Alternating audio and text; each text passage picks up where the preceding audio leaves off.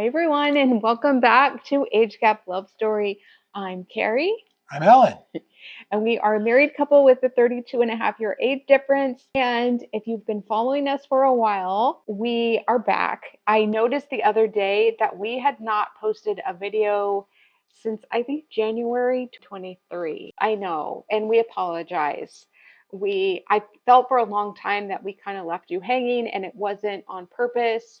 It was simply just being busy, really. And also, we kind of needed to be inspired to talk about more topics and keep this community going. We do have this YouTube channel.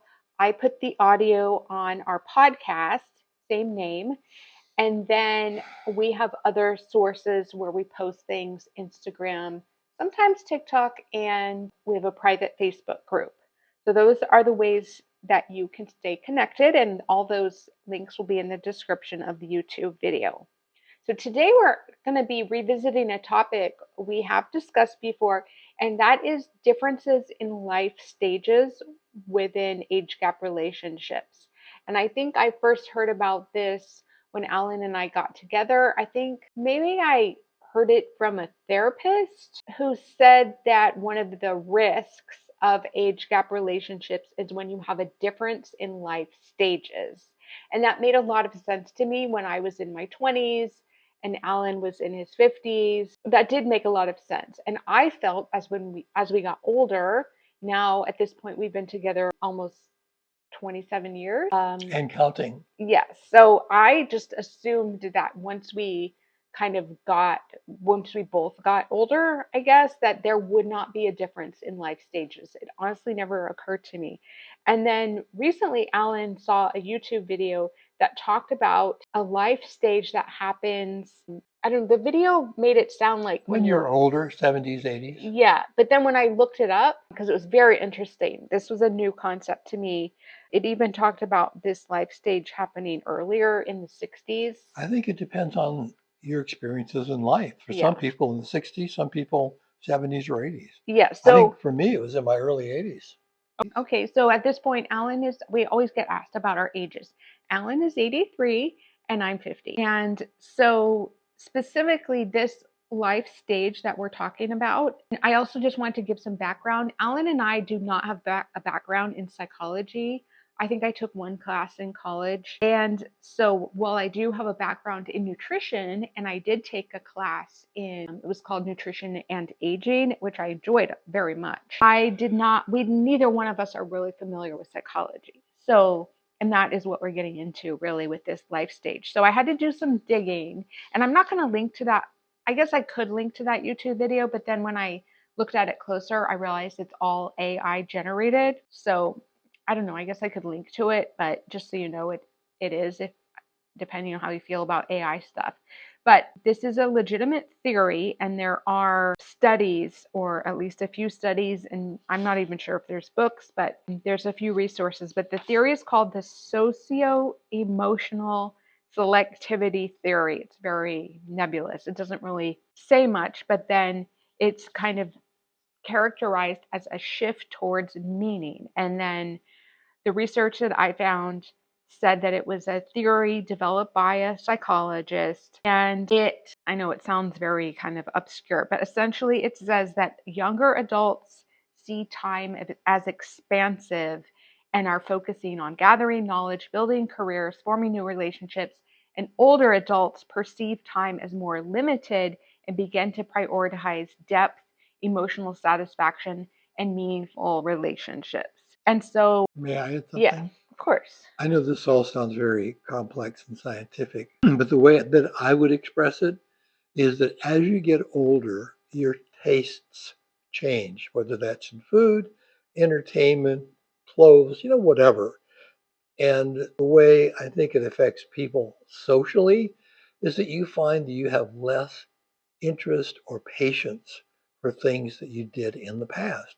Something that you would put up with, or that you would enjoy or marginally enjoy maybe 3, 4, 5 years ago. As you get older, now you don't. And you don't want to waste the time dealing with them because your life is shorter. Obviously, Carrie's got a lot more life ahead of her than I do. I'm kind of discarding things, and not intentionally. It just kind of came upon me. I told Carrie, it kind of hit me like somebody flipping a light switch. I just don't want to do this anymore. I don't want to do that anymore. This is not enjoyable to me. I'm not spending the time on that anymore. And that has to do with talking to people that you used to talk to, maybe to keep up a relationship, or to going places you used to go, or doing things that you used to do. You just get tired of it. In economics, there's a theory called the theory of diminishing marginal utility, which means the more you have of something and the more you use it, the less utility or value it has to you. And that's the way I would express it. I mean, I've been through a lot in my life, done a lot of things, met a lot of people, have experienced a lot, and I'm limiting my experiences and time now to things that I really want to do, things that I enjoy. That's the way I would express it. Carrie's fondling my microphone. So I think it's really interesting because when Alan forwarded me this YouTube video that discussed this exact topic, when I first watched it, it seemed to have more of a negative spin, and it almost makes it sound like, because and Alan said, this is exactly how I feel. So of course I wanted to watch it. And the video was, in a way, it was kind of depressing. It was like withdrawing and not wanting to be social. And it was kind of sad. I was watching it thinking, does he not want to do anything anymore? And I realized, especially after doing a little bit more research, that is not a good description. So I feel like the video didn't, it put a negative spin on it, or kind of a depressing spin on it. Not negative, but I felt kind of, it had played like sad music and stuff. Yeah, for a while, Carrie saw this change in me before I even realized I was changing.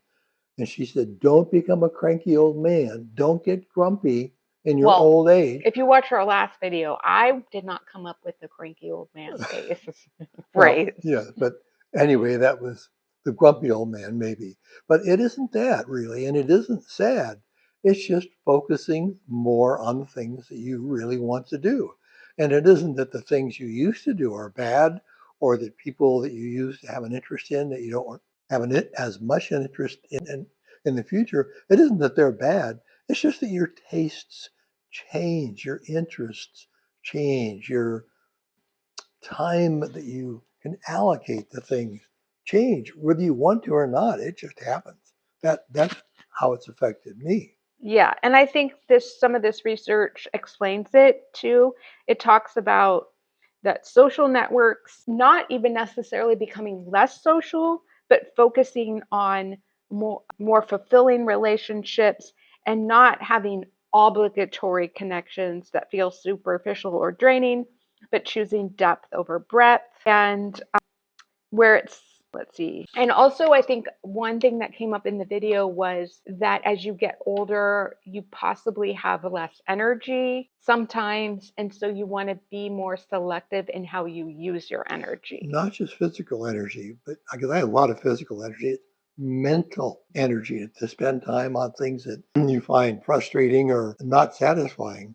And it isn't sad. In fact, in the video that I saw, a YouTube video that described, bingo, this is how I feel. And now I understand it better, that I initially sent to Carrie. The commentator in that video said that it isn't bad if you enjoy your own time more.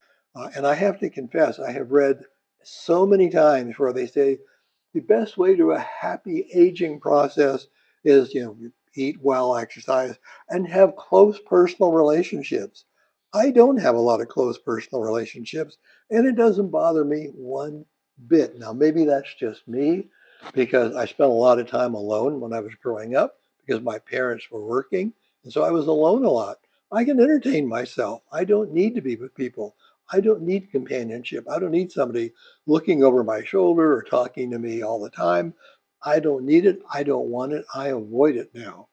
So anyway, that's my feeling. So, and that was confirmed, at least from the point of view of this first video I referenced a moment ago. The guy said, you don't have to spend time with other people. If you enjoy being with yourself or with your soulmate, and that's it, that's fine. There's nothing wrong with it. Yeah, I think what you're talking about is that some older people, if they become isolated, So maybe their spouse is gone or their kids have moved away and they're feeling very lonely, then that is a negative health That's different. outcome, or Yeah. it can lead to a Yeah. negative health That's a outcome. sad situation. Right. So if you're not feeling loneliness, then I think, because you do hear, have lots of social connections, have a community as you get older.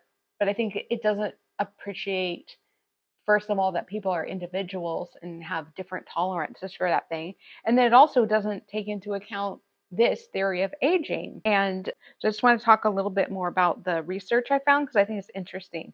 So it said the real world implications because of this theory is understanding for aging adults.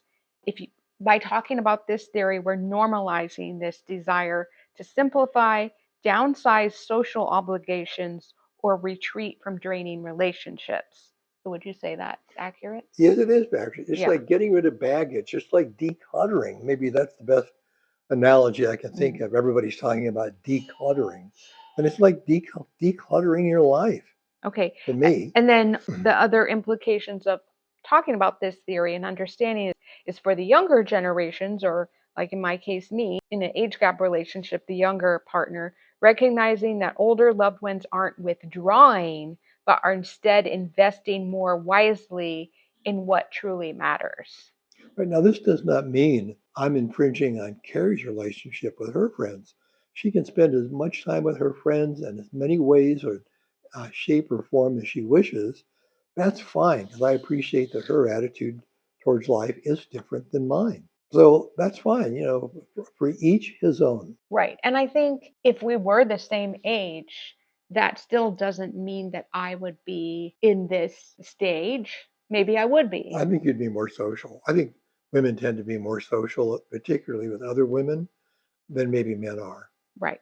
But I do think in an age gap relationship, now we know that this difference in life stages, it truly is something to think about. Because a lot of people who watch our channel are new to their age gap relationship and are wondering, can this really last for the long term? And we did get a comment, I can't remember where it was, but it was so nice from somebody who was a relatively new viewer and who said that he or she looked at our channel as kind of like inspiration for the future, that an age gap relationship can in fact work. And that was really a nice compliment. But I do think that being aware of this difference in life stages, even in the later years, as we said, Alan's 80, I'm 50. He's in his 80s, I'm in my 50s.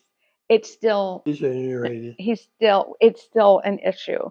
So because I definitely don't feel the way he feels. I'm actually kind of embracing a little bit of career development, some career shifts, and still meeting new people, trying new hobbies. And I make every effort in no way, shape, or form to stifle that. Well, Because when I was Carrie's age, I was hitting on all eight, doing lots of different things, very energetic about career and whatever. And I want her to be that way, and that's fine. yeah. Although I think one of the ways our relationship has been successful is that I've always picked career developments and career changes that would be supportive, or I would still have a lot of time with Alan.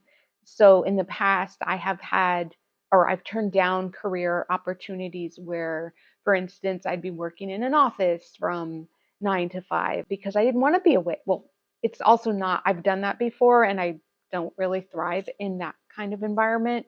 And I love being home. So for me personally, working from home is a really good match, but it's also been helpful for our relationship because I really, and so if I wasn't married to Alan, if I was a single person, I would probably think about career things that were more work focused, or like say away from the home, because I'd be looking for more social connection. But anyways, so I just think that this knowledge about this life change, or I don't know what you want to call it. I'm going through the change of life. Yeah, it's been helpful, I think, for our relationship too. We've been talking about it, and I don't know, sometimes. Well, you've noticed the change, as have I. And we just didn't quite understand it. I think now we do. Yeah. But for instance, it's been helpful because, like I said, when I first watched the video, I felt like he doesn't want to do anything or he's not going to want to be social anymore. And it isn't that. So it does have some depth. It's not just like on the surface what you might think it is. It's not totally just withdrawing into oneself. Like Alan said, it's kind of like a streamlining. Doing what you want to do. Yeah. But also, like, you're still open to doing things that I want to do. Yeah, well, That we want to do. yeah. I And if can there's something you really want to do, Yeah. I do it. Yeah. But that probably comes down to like our communication and wanting to be supportive of each other. So I will put some links in the show notes. And I also wanted to say one other thing.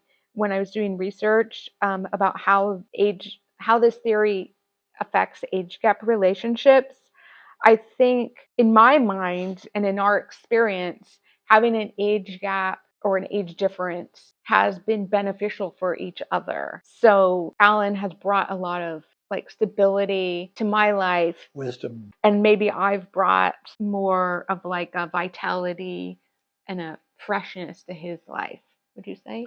Because I do see older couples who are the same age, and I'm sure you guys can appreciate that sometimes. Or like when I think about how my grandparents were, I mean, it was like walking into a time capsule when I went into their house. And whereas, I don't know, I have a feeling that your grandsons feel that you're very, like, they can talk to you and you're not a time capsule. You're like with it, and like current events, and all about like TikTok and stuff. So anyways, I can find my way to the mailbox. so we would love to know if you have experienced this, especially this situation of whatever this thing is called. I would say And it's maturing attitude about life. And if you have, please tell us your age, because I'd be very curious to know. yeah, when it started for Yeah, you. and if you want to comment on how you've experienced it, that would be great. We'd love to know that. And we may share it with some of our viewers, of course, with anonymity, which is always the case. So, In fact, don't even mention my name. so anyways, we hope to be getting back to posting more regularly, especially as we are feeling a little bit more inspired, I think. And that's it for today.